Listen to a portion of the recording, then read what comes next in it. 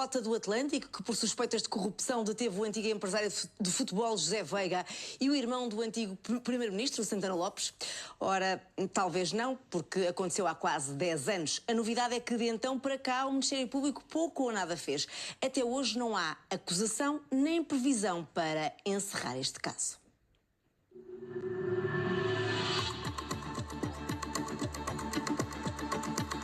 €8 milhões é a avaliação desta mansão de luxo na Quinta da Marinha, em Cascais. Pertencia ao ex-ministro do Congo, Gilberto Ndongo, apanhado na alegada teia de corrupção do empresário e antigo agente de jogadores José Veiga e de Paulo Santana Lopes. Foi apreendida há quase uma década e assim se arrasta, com o Estado a ter de pagar a manutenção. Quando se tem processos que demoram 8, 10, 12, 14, 16 anos, é evidente que isso gera uma enorme desconfiança por parte da população em geral relativamente à eficácia do funcionamento da justiça. Quando foram detidos no âmbito da Operação Rota do Atlântico, o Ministério Público apreendeu vários bens, incluindo este Porsche de José Veiga e este Bentley do irmão do antigo primeiro-ministro, avaliados em mais de €280 mil. Apesar dos €200 milhões apreendidos em bens e dinheiro aos principais suspeitos, este caso ainda não conheceu uma acusação. Na normalidade das situações, por mais prolongado que seja um processo, 3, 4 anos para estar em inquérito é mais do que suficiente e 6 anos para ter uma decisão definitiva chega bem. A última jurisprudência vai efetivamente nesse sentido. Então, quando isso acontece, isso tem necessariamente consequências. Foi assim que o Gabinete de Administração de Bens da Justiça herdou um problema que até hoje permanece sem solução à vista. Para evitar a desvalorização dos bens, sobretudo a moradia, o Estado tentou vendê-la e conseguiu.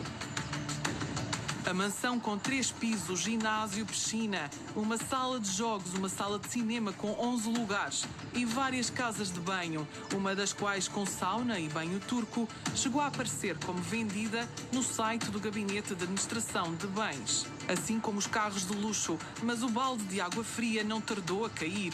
O comprador que licitou a moradia por €11 milhões desistiu. Seguiram-se mais 6 propostas e aconteceu o mesmo.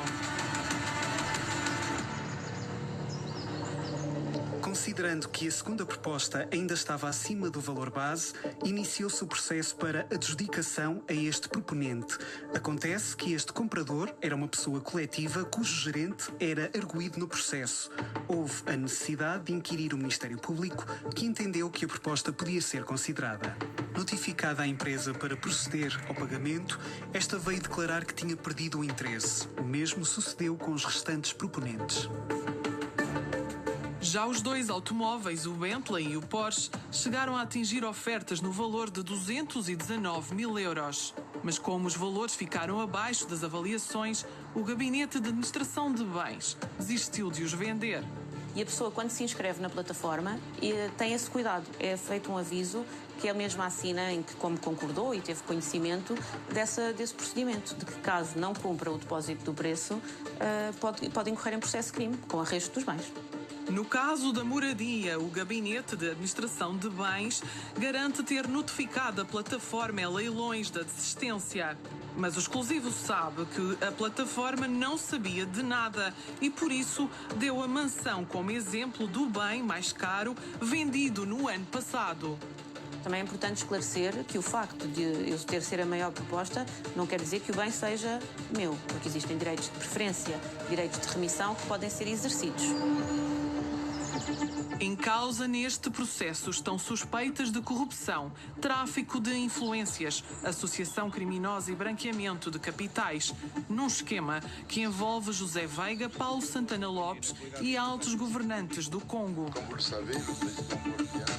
De acordo com a investigação, os empresários portugueses terão subornado os líderes deste país na África Central para conseguirem contratos de obras públicas para a empresa brasileira Asperbras.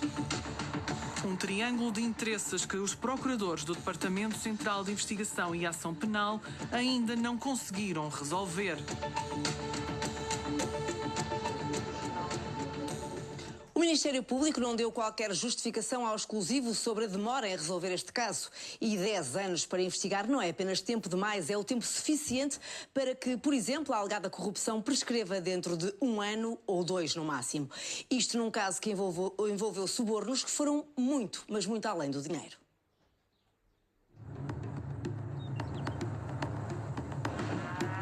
Mil vacas, póneis, avestruzes, imóveis luxuosos e viagens. Entre os presentes, um apartamento no edifício Trump, em Nova York, destinado à filha do presidente da República do Congo.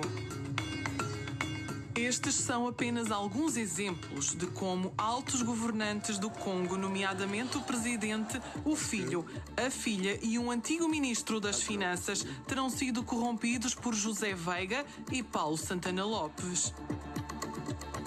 Em causa estão suspeitas de crimes de corrupção no comércio internacional, tráfico de influências, participação económica em negócio, associação criminosa, fraude fiscal e branqueamento de capitais.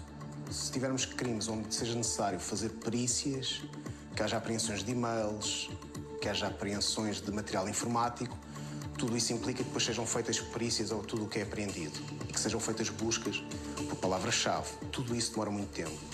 Se também estivermos a falar de crimes que são cometidos em várias jurisdições, também implica muita cooperação judiciária internacional em matéria penal, o que leva a que sejamos também dependentes das autoridades estrangeiras. Às vezes o facto da acusação e do processo de investigação demorar mais tempo é exatamente para carregar mais prova e que a prova seja que o processo seja mais bem fundamentado. Porque uma coisa é a prova que nós carregamos em inquérito, mas depois também temos que convencer as pessoas em julgamento do que é que aconteceu. Ou seja, essa prova depois tem que ser válida em julgamento, onde vai ser contraditada. E por isso muitas vezes tem que se juntar mais prova, às vezes prova que até que as pessoas de fora que olhem, considerem que é redundante e na realidade não é esse o caso, porque depois há proibições de prova que não se pode utilizar ou prova que é contraditada e é necessário haver mais prova para se conseguir fazer a prova dos factos depois em julgamento. Para facilitar os subornos, a investigação revelou que terão sido criadas empresas veículo em diversos países, ocultando os rastros financeiros ligados à empresa brasileira Asperbras e aos seus destinatários. As ofertas milionárias garantiram contratos de obras públicas que renderam milhões à Asperbras, representada por Veiga no Congo. Um dos exemplos é o da moradia na Quinta da Marinha, que Gilberto Ndongo terá recebido como presente.